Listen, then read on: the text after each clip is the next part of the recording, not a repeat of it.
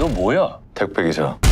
드디어 5월 12일 금요일 SF 액션 드라마 택배기사가 공개됩니다. 더글로리 이후 넷플릭스에서 가장 기대해볼 만한 드라마인데요. 산소마저도 배송을 받아야 할 정도로 멸망하기 직전의 지구에서 뛰어난 전투기술을 가지고 필수 물품을 배달하는 일명 택배기사들과 그것을 빼앗고자 하는 특수한 신체 능력을 지닌 헌터들, 그리고 황폐화된 세상의 정점에서 모든 것을 쥐락펴락하는 세력이 등장하는 포스트 아포칼립스 세계관의 SF 액션 드라마입니다. 예고편부터 간단히 짚고 넘어가겠습니다. 40년 전 한반도는 사막으로 변했다. 시대 배경은 40년 후 대기오염으로 인해 사막으로 변해버린 한국입니다. 살아남은 사람은 단 1%뿐이었죠.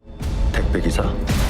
사람들의 생명을 유지시키는 산소와 생필품을 전달하는 존재다. 이후 택배기사에 대한 설명이 나오는데 방독면 없이는 숨조차 쉴 수 없는 세상에서 특수한 보급기지에서 산소를 꺼내 배달하는 존재로 등장합니다. 보급기지에 들어가기 위해서는 택배기사에게 주어진 QR코드를 찍어야 하는 것을 확인할 수 있죠. 원작인 웹툰에서는 계층마다 바코드가 주어졌는데 그것을 약간 변형시킨 것 같습니다. 계속 이렇게 살아야 됩니까? 이후 생존자들이 힘들게 살아가는 모습이 보이며 김우빈이 누군가에게 이런 삶을 계속 살아야 하는지 묻는 장면이 등장합니다. 여러분이 계속 움직이면 감당할 수 없는 혼란이 벌어질 수 있습니다. 김우빈과 이솜이 대화를 나누는 장면에서 다른 사람들이 함께 있는 것이 보여 확대해봤는데 쭉 둘러봐도 저희에게 익숙한 얼굴은 보이지 않았습니다. 큰 비중이 있는 인물들은 아니지만 김우빈과 함께 일하는 택배기사들로 예상되며 여러분이 계속 움직이면 혼란이 생길 수 있다는 이솜의 말을 미루어 보아 인류애를 가진 택배기사 집단이 정부 몰래 난민을 돕고 있을 가능성이 큽니다. 택배기사가 되시겠다.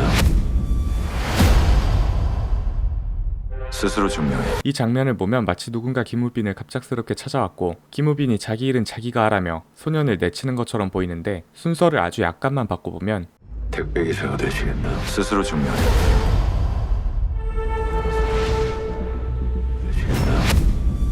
이렇게 택배기사가 되겠다며 김우빈을 찾아온 소년을 테스트한 후에 어딘가로 함께 향하는 것을 확인할 수 있습니다. 그런데 방독면을 끼고 달리는 트럭을 자신을 쫓아오는 사람들을 제끼면서 따라잡은 것인데요. 원작에서 이 아이는 특수한 신체 능력을 가지고 있습니다. 자세한 이야기는 뒤쪽에서 다루고 다시 예고편을 재생해보도록 하겠습니다. 여긴 어디야? 멸망 직전의 지구에서 갑자기 맨인블랙 기지 느낌의 실내로 자리가 바뀌며 김우빈이 픽업한 아이를 함께 데려온 것을 보여주는 대사가 등장합니다. 이어서 이 모든 게 천명이 만든 세상입니다. 누가 봐도 악역인 것처럼 보이는 송승헌과 그 앞에서 회의감을 느끼는 듯한 이솜의 모습이 등장하죠. 천명이 만든 세상에 난민은 필요 없는 존재들이야. 시대를 가리지 않는 명차 롤스로이스를 타고 난민의 터전을 순찰하는 송승헌과 우린 그걸 바꾸려고 하는 거야. 무언가를 계획 중인 것으로 보이는 택배 기사들의 모습이 보입니다. 이후 배경음악이랑 박자가 찰떡인 전투씬이 등장하는데 다른 두 개의 사건을 동시에 보여준 것 같습니다. 먼저 김우빈이 누군가와 총격전을 벌이고 있는데 제복도 아니고 통일된 복장도 아니며 이전에 등장한 난민이나 헌터의 복장처럼 보입니다. 이 전 장면에 한 건물을 둘러싼 여러 대의 차량이 등장하는데 자세히 보면 경광등을 달고 있는 차량과 사륜 장갑차가 보입니다. 이 사건의 원인은 두 가지를 가정해 볼 수 있는데요. 하나는 난민이 문제를 일으켜 정부 인력이 출동한 것이고 다른 하나는 택배기사 측에서 문제를 일으켰을 가능성입니다.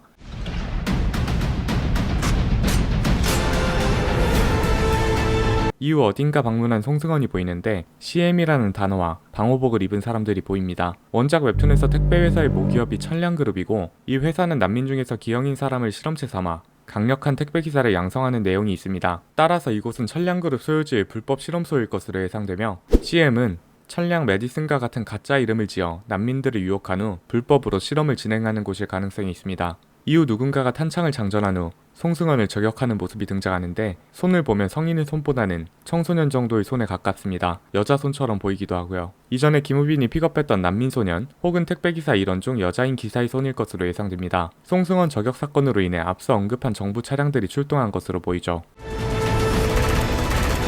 그리고 방어진을 뚫는 것처럼 보이는 이솜 휘하의 기동대 모습과 총격전을 벌이는 김우빈, 그리고 총에 맞는 여러 인원이 보이는데 확대한 후에 밝기를 조절해보면 이 인원들의 좌측 팔 부분에 같은 모양의 휘장이 붙어있는 것이 보입니다. 택배기사들의 경우 통일된 복장을 사용하고 있지 않고 군인들 또한 밝은 마크가 보이지 않는 것으로 미루어 보아 천량기업 특정 기관 요원들일 가능성이 높습니다. 또 나은 삶을 위해선 대가를 치러야 하는 거 아닐까요?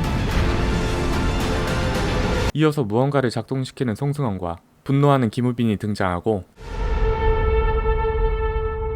그건 네가 결정할 일이 아니야. 드디어 두 사람이 마주하게 되죠. 이 장면에서 두 사람의 조우에 포커스를 두다 보니 놓칠 수 있는 것이 있는데 바로 이 아래의 실험관 같은 것입니다. 아까 말씀드린 원작의 실험체가 드라마에도 반영이 되었다는 걸 알 수 있죠.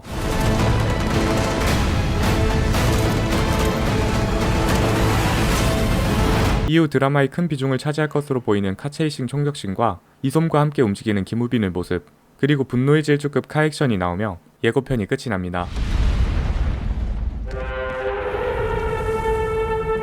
드라마 택배기사는 저희에게 익숙한 김우빈, 송승헌, 이솜 배우가 주연을 맡았으며 김우빈이 픽업한 소년인 4월은 절찬리에 방영 중인 낭만닥터 김사부에서 시한부 무기수로 등장했던 배우 강유석이 맡게 되었습니다. 택배기사는 네이버 웹툰을 원작으로 만들어진 드라마인데요. 먼저 세계관과 등장인물에 대해 간단히 설명드릴 필요가 있습니다. 공기가 오염된 한국은 시민권을 부여받은 시민들이 있으며 시민들 사이에 계급이 존재해 각자 계급에 맞는 바코드를 받습니다. 그들이 사는 곳은 중심마을, 특수구역, 일반구역으로 나뉘며 중심마을은 유일하게 방독면 없이 일상생활이 가능하도록 지역을 조성해뒀고 택배기사 랭킹 1위인 가드포스트가 경호를 맡고 있습니다. 반면 시민권을 부여받지 못한 난민이 있는데 이들에게는 바코드가 주어지지 않으며 생활에 엄청난 제약이 존재합니다. 하지만 난민 중에는 특정 신체 부위가 강력한 기형인이 존재하며 이들은 택배기사들이 옮기는 물건들을 약탈하는 헌터가 되기도 하죠. 그렇기 때문에 택배기사는 난민으로부터 물건을 보호할 수 있는 강력한 전투기술을 가진 사람들로 선발됩니다. 이 난민이 시민권을 딸 수 있는 유일한 방법은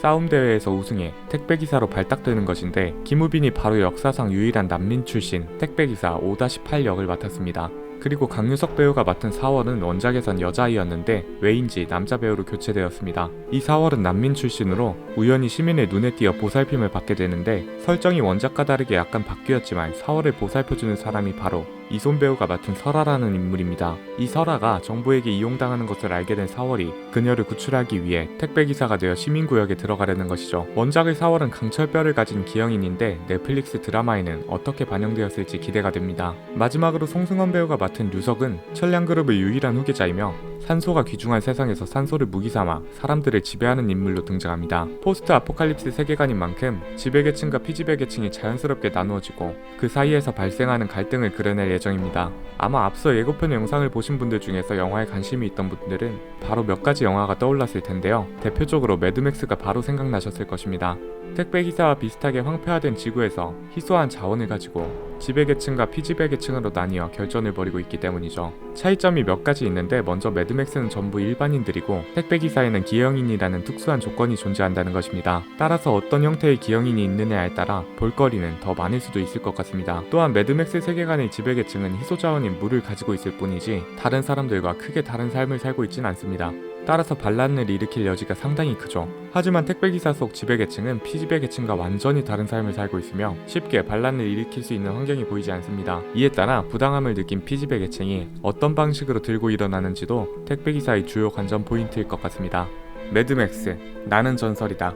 최근 공개한 SF 영화 정의하고의 세부적인 비교, 게임을 좋아한다면 바로 생각났을 택배게임 데스 스트랜딩 등 많은 것들을 달아보고 싶지만 택배기사가 공개되고 나서 더 좋은 영상으로 돌아오기 위해 아껴두겠습니다. 남은 2023년 넷플릭스 영화 및 드라마 기대작이 궁금하신 분들은 아래 두 영상 중에 하나를 골라보시면 도움이 될 것 같습니다. 여기까지 시청해주신 분들께 감사하다는 말씀 전하며 다음에 더 유익한 영상으로 돌아오겠습니다. 지금까지 넷플릭스의 피였습니다.